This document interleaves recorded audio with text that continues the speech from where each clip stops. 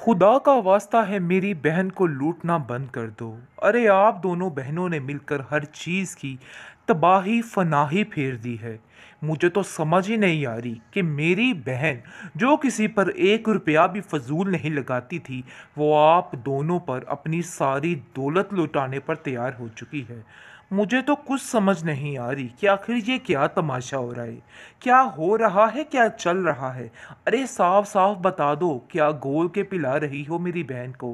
बेड़ा गर्क करके रख दिया, अनकरीब उसको खाली कंगली करके छोड़ दोगे।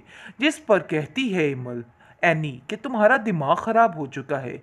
भाई आप लोगों को समझ क्यों नहीं आ रही? क्यों बार बार हम पर इल्ज़ाम धरी जा रहे हैं? हमने कुछ भी नहीं किया आपकी बहन को, बल्कि अब उसकी अकल ठिकाने आ चुकी है और उन्हें समझ आ चुकी है कि हकीकत क्या है। और जो जो उन्होंने माजी में गलतियां की थी, अब वो उसका हल ढूंढ रही हैं। इसके अलावा कुछ भी नहीं है। जो कुछ एमल के साथ इस घर में हुआ है, अगर आपकी बेटी के साथ हुआ होता तो फिर मैं आपसे पूछती। खैर, एमल अपनी ज़िंदगी में मसरूफ़ होने की बहुत कोशिश कर रही है और बार बार यही बात कह रही है कि मुझे किसी की कोई मदद नहीं चाहिए। इसलिए आप देखेंगे कि दुर्दाना कहती है कि ये भी एक उसका नया सीन और नाटक है और कुछ भी नहीं। बाजी, आपको नहीं पता कि ये लड़कियां कितनी चालबाज हैं, किस कदर चालाक और होशियार लड़कियां हैं। ये इनका एक नया सीन है आपको लूटने का, इसके अलावा और कोई भी नहीं है। इन पर कतई यकीन ना कीजिएगा। मेरी आयमा को देखिए, बेचारी किस तरह खामोशी से अपनी ज़िंदगी को बसर कर रही है। जिस पर फाखरा कहती है, अरे भाई खामोश ही हो जाओ, मैं तो जानती हूँ तुम्हारी बेटी को भी ऐसी उसकी ज़ुबान लग चुकी है, लेकिन उसकी ज़ुबान को कंट्रोल करवा लो, क्योंकि मेरे बस से बाहर हो चुकी है वो बच्ची। इसलिए हमें जितनी जल्दी हो सके ये काम करना ही करना है। खैर, ये चीज़ में कामयाब नहीं हो सकती है।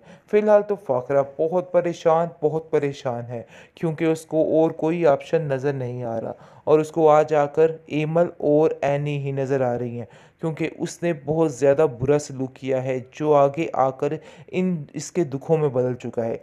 लेकिन आप देखेंगे कि वो अफ़ान को बुलाती है और अफ़ान से कहती है कि देखो अफ़ान, मैं चाहती हूँ कि हम जाकर एमल से माफ़ी मांगें, बल्कि मैं जाके एमल से माफ़ी मांगूँ, क्योंकि मैंने जो कुछ उसके साथ किया है, आज मुझे इन सब बातों का बहुत ज़्यादा अफसोस है और मैं चाहती हूँ कि जाकर सारी बातों को क्लियर किया जाए और उनसे माफ़ी मांगी जाए। जिस पर आप देखेंगे कि फ़ान काफ़ी खुश होता है और कहता है कि ये आज आपने पते की बात की है और बहुत ही ज़बरदस्त बात की है, ऐसा ही होगा जैसे आप चाह रही हैं। इसलिए आप बिल्कुल परेशान मत हो, सब कुछ ठीक हो जाएगा। हम जाकर उससे माफ़ी मांगेंगे और सब कुछ ठीक कर देंगे। जिस पर आप देखेंगे कि वो काफ़ी खुश हो जाती है। लेकिन फ़ाकरा कहती है कि मुझे समझ नहीं आ रही कि आयमा और दुर्दाना इतनी रूठी रूठी क्यों हैं। जब मैं हक का साथ दे रही हूँ तो ये लोग कैसे मुझसे मुंह फेरे हैं, लेकिन जब मैं इनकी साजिशों, इनकी चालों में इनकी मदद करती थी तो ये लोग कैसे मेरा साथ देते होते थे। लेकिन देखिए, अब इन लोगों को कोई परवाह, कोई फ़िक्र नहीं रही, बल्कि ये लोग अब ऐसे बदीद हो चुके हैं कि अब मुझसे आंखें कतराने लग गए हैं। मुझे तो ऐसा लग रहा है कि कोई गड़बड़ ही ना हो जाए। इस पर अफ़ान कहता है कि आप क्यों इन बातों की टेंशन ले रही हैं? देखिए, ऐसा कुछ भी नहीं होता है, सब कुछ ठीक हो जाएगा और आपको बिला वजह इन बातों को लेके परेशान होने की कोई भी ज़रूरत नहीं है, क्योंकि मैं इन पर अपनी पूरी नज़र रख रहा हूँ और आप फ़िक्र मत करें, सब ठीक हो जाएगा, इसलिए टेंशन मत लें और सिर्फ़ अपनी माफ़ी तलाफ़ियों पे ध्यान दें। जो गुनाह किए हैं बस उनको अपने ज़हन में रखें और सबसे माफ़ी मांगती फिरें, बस यही अब आपका एक काम है। बेहतरीन ड्रामा सीरियल बरंग के इस एपिसोड में आप देखेंगे कि अब जाकर फाखरा को इस चीज़ का अंदाज़ा हो रहा है कि उसने जो कुछ भी एमल के साथ किया है, बहुत ही गलत किया है। खैर, आप देखेंगे कि अफ़ान उसको इस चीज़ का एहसास दिला चुका है कि उसको वाक़ई में एमल की बात मान लेनी चाहिए और उन लोगों के पास जाना चाहिए। क्योंकि आप जानते हैं कि अफ़ान बहुत ही पॉज़िटिव माइंड बंदा है और बस यही बताने की कोशिश कर रहा है कि मेरी माँ सही बंदों की पहचान कीजिए और इन गलत लोगों से ज़रा दूर ही रहिए, इन पर फासला ही रखिए। जिस पर आप देखेंगे कि वो कहती है, हाँ बात तो तुम्हारी बिल्कुल ठीक है, मुझे ऐसा ही करना है और मैं ऐसा ही करूँगी। दुर्दाना किसी हद तक भी जा सकती है, इसलिए आयमा को कहती है कि देखो आयमा, अब हमें और रास्ता अपनाना होगा। ऐसा ना हो कि कल कला एमल इस घर में दोबारा आ जाए और फिर तुम्हारे हाथ में कुछ भी नहीं आने वाला। बड़ी चालाकी और बड़ी होशियारी के साथ अब हमें ये सारी चीज़ें हथियानी होंगी। यानी कि जो घी है अगर वो सीधी उँगली से नहीं निकला तो उँगली को टेढ़ा करना पड़ता है, तो समझो अब अपनी उँगली जो है तैयार कर लो टेढ़ी करने के लिए। क्योंकि आप देखेंगे कि आयमा बड़ी ही चालाक और अपनी माँ से 10 हाथ आगे, और कहती है कि हमें खाला जान की इस तबीयत का फ़ायदा उठाते हुए एक काम तो करना है और जाकर अब हमें पेपर जो हैं प्रॉपर्टी के वो चुराने और सब कुछ अपने नाम करना है। यानी कि जो हमारा मकसद रहा है, इस लालची औरतों का जो मकसद रहा है, बस ये औरतें यही करना चाह रही हैं और इनका कोई भी मकसद नहीं है। जिस पर आप देखेंगे वो कहेगी कि कहीं ऐसा ना हो कि फ़ाखरा बेगम फिर होश में आ जाएं और फिर दोबारा काम जो है ख़राब हो जाए। उनके होश में आने से पहले पहले सारा कुछ कर लेना है और सारा कुछ हथिया लेना है, क्योंकि वो बहुत मुश्किल हो जाएगी।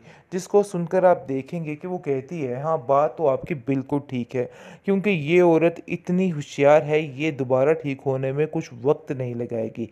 इसलिए हमें जितनी जल्दी हो सके ये काम करना ही करना है। खैर ये चीज़ में कामयाब नहीं हो सकती है। फ़िलहाल तो फ़ाकरा बहुत परेशान है, क्योंकि उसको और कोई ऑप्शन नज़र नहीं आ रहा और उसको आज आकर एमल और एनी ही नज़र आ रही हैं, क्योंकि उसने बहुत ज़्यादा बुरा सलूक किया है जो आगे आकर इन इसके दुखों में बदल चुका है।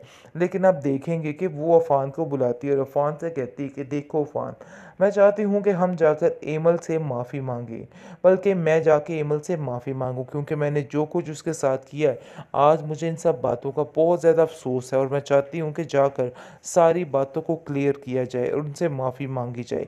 जिस पर आप देखेंगे कि फ़ान काफ़ी खुश होता है और कहता है कि ये आज आपने पते की बात की है और बहुत ही ज़बरदस्त बात की है, ऐसा ही होगा जैसे आप चाह रही हैं। इसलिए आप बिल्कुल परेशान मत हो, सब कुछ ठीक हो जाएगा। हम जाकर उससे माफ़ी मांगेंगे और सब कुछ ठीक कर देंगे। जिस पर आप देखेंगे कि वो काफ़ी खुश हो जाती है। लेकिन फ़ाकरा कहती है कि मुझे समझ नहीं आ रही कि आयमा और दुर्दाना इतनी रूठी रूठी क्यों हैं।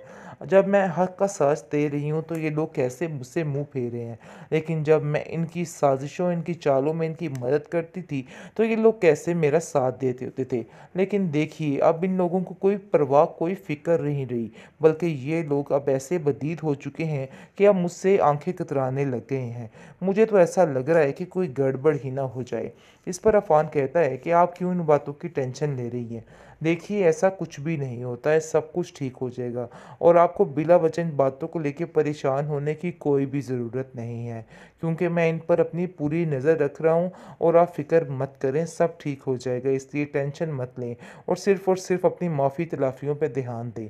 जो गुनाह किए हैं बस उनको अपने ज़हन में रखें और सबसे माफ़ी माँगती फिरें, बस यही अब आपका एक काम है।